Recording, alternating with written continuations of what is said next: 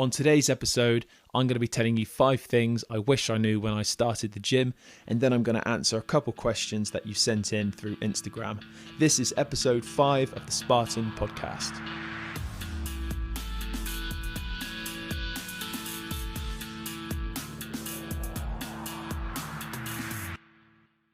What's happening, guys? Ryan Hawkins here. I'm going to be flying solo today on this podcast as I'm not with Atkins, as I'm doing this from home. As I said, 5 things I wish I knew when I started the gym. Let's just jump straight in. So point number 1 would be the basics. I wish I knew some of the basics when I started. And when I say basics, I mean programming, what to do, what muscles to train together, how it works, how often you should train, how often you should rest, all that sort of stuff. So a few months after starting the gym, I started doing classes. I started doing the Les Mills stuff. So I did like body pump, body combat. I did a bit of grit as well at the sports center. And doing that, I kind of got the gist of how to train and how to put a routine together, an effective routine. So I learned how to do that through those classes and started implementing them into my routines when I went to the gym.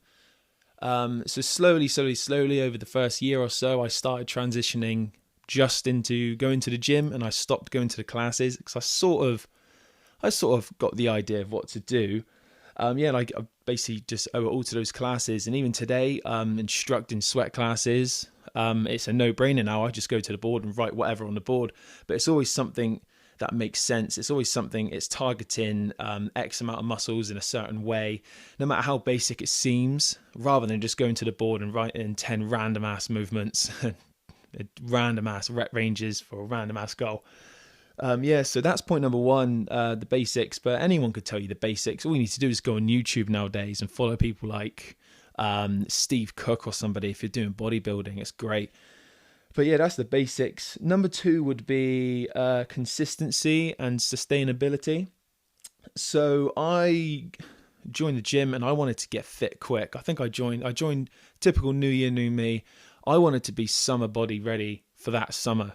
So obviously that's not going to happen because, it could take 6 months to a year. It could take 2 years. It could take 5 years. It could take your lifetime to get into that dream body shape you want. So for me, it's what you put in is what you get.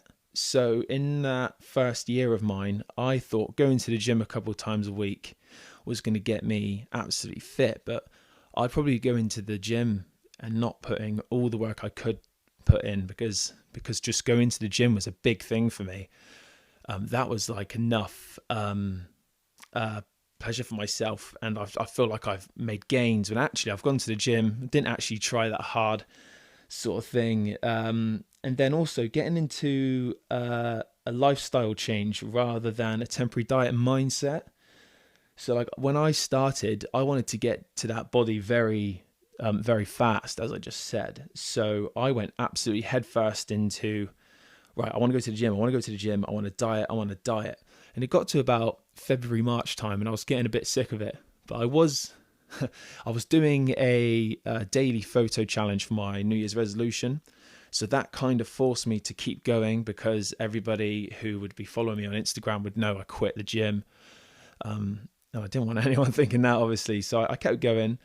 But it got quite boring. But that was because my mindset was I want to go all the time. I want to do this as fast as possible. I'm just gonna eat nothing. I'm just gonna strip back my calories massively, and I'm just gonna train, which is not the case because in the long run that's not sustainable, and I would never in a million years be doing it today if I kept that mindset. So I kind of changed that quite quickly, and really fast. Learned really fast that to maintain the lifestyle change, it needs to be consistent. It needs to be sustainable because my lifestyle change now, I want this to be my lifestyle forever rather than a 30-day diet plan, which is going to make me lose weight and then gain weight afterwards. Because if you're going to lose weight very fast and you get bored of the training and then you're going to go back to your old ways, that weight more than likely is just going to pile back on, because getting fit and staying fit is just as hard as each other. So it's been, for me, I'm in my 4th year and I'm probably training harder than I did when I started. because my goals have changed as well. And it's just consistently hard, but it's consistently fun for me. As I said, it's a lifestyle change, and it's a lifestyle I really enjoy. And it's not a temporary diet. I've got a bit of paper here, so let's have a look. Number 3 is diet and supplements. So we kind of touched upon this on a previous podcast, but I wish, for me, I had a lot more knowledge about this when I started. So as I said in the other podcast, I kind of struggled with that, with the caloric intake. I wasn't even tracking calories. I was probably eating hardly any calories due to eating disorder I developed. I was probably eating way less than I was even consuming. And I wish I learned that your body is not going to take on your exercise very well. You're going to have no energy if you've got no calories in you. And I also wish I knew more about nutrition value and the actual value and the nutrition in the foods you are eating. So again, as I said in the other podcast, learning to fuel your body with actual good food, good fuel for your body, rather than starving yourself and eating small, tiny meals which have no nutritional value to your body. After about a year, 2 years, I started eating a lot more food, a lot more better food. Sometimes I'd be well over my calorie target, but then you got to bear in mind how many calories you're burning in your training too. So that was another learning curve for me as well. And then with the supplements, when I joined the gym, I didn't have any supplements, and it was more of a, oh, bro, you need to buy some protein powder. You need to buy this. You need to buy pre-workout, creatine. You need to buy all of these, casein, all these sorts of things. The only supplements I do take on a daily is whey protein. I've dabbled in creatine a little bit. I don't think it's for me, so that's personal. The only other thing I have tried are grenade pills, which are supposed to be fat burners, and they're absolutely full of caffeine. But what I found doing that was, after I'd run out of my batch, I would feel pretty useless in the gym because that caffeine level was absolutely dropped. So I thought, right, just buying one pot of these pills, I've become absolutely dependent on this, and that's really bad. And it's exactly the same thing with pre-workout. So yeah, I literally ran out of the tub, ran out of those pills, I ran out of the pre-workout, and I just literally stripped them. Never done them since. Now and then I will have a can of energy drink, a sugar-free energy drink, just to get a bit of caffeine in me. But what's an energy drink every couple of days or so compared to having pre-workout every single day when you're doing tiny weights in a gym? So going into point 4 would be Meatheads and Athletes. Before I joined the gym and I first started the gym, I was very intimidated by them. Not in the sense that they were intimidating, threatening, but the idea of going to the gym and seeing these giant, massive meatheads, these bodybuilding guys, was intimidating because I wasn't in shape at all. But the thing is, what you have to learn is that they're there for the same reason you are. So I would probably look at myself now when I was, back in 2017, me would look at me now and probably feel intimidated because I'm quite comfortable in the gym. I'm very confident in the gym. But if anybody came in for their first ever session, I'm not going to lie, not in a selfish way, I don't actually really care. Because, and if I did care, I'd think fair play, you're at the gym, you're improving yourself, you're building a better you. And these people who have absolutely stacks and stacks of years more experience than these newcomers are there for the same reason, and they're just continuously building, no matter what their size and no matter what their level. And then when it comes to athletes, one thing I never really knew, but one thing you have to bear in mind is their reasoning for training is going to be completely different to a newcomer's, and how they train is going to be completely different to a newcomer.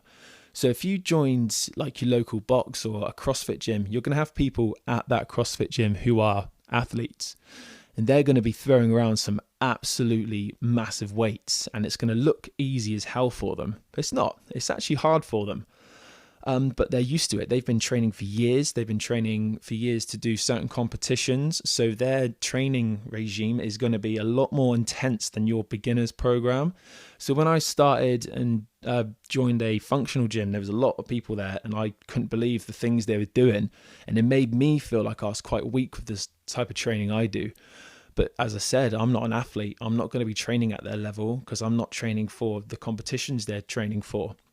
So yeah, things with bodybuilders and different athletes, CrossFit athletes and bodybuilders at commercial gyms, they're there for the same reason as you. They just maybe doing it at a more accelerated pace than you because of their end goal.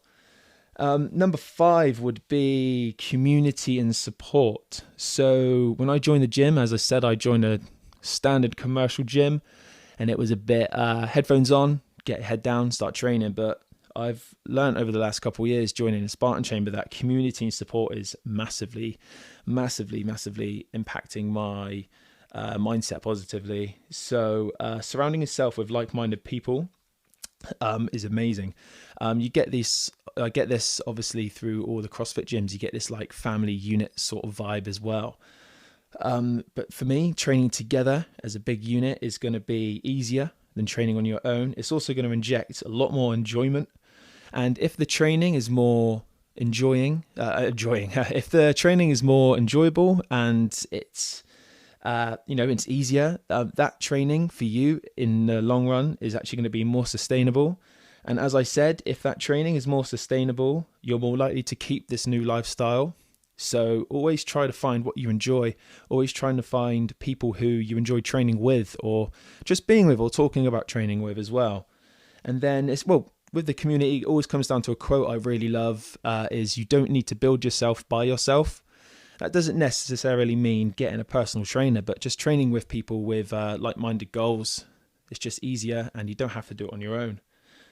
So so that was 5 points. I've got a bit of paper, a couple quick questions from Instagram. I only picked a couple. I got a question saying, what's my best moment at the Spartan Chamber so far?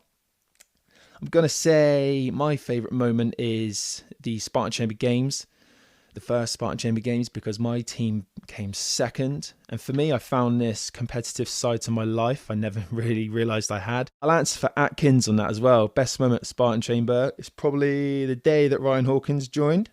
Another question, how to set a goal.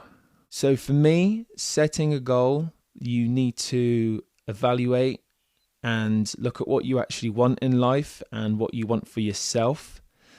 For example, without trying to make it all about me, as I usually do, for me, my goal was to get fit and get functional. It wasn't to get massive. It wasn't to get absolutely ripped and superhero physique. I just wanted to be able to do stuff without struggling. I wanted to be fit. I wanted to look fit. I wanted to look athletic. So for me, obviously, it needs to be sustainable. I've made it fun. I joined the Spartan Chamber, which I realized that style of training is completely for me. And over the past year and a bit, it's just got more and more fun because we're excelling together. We're doing more things, harder things.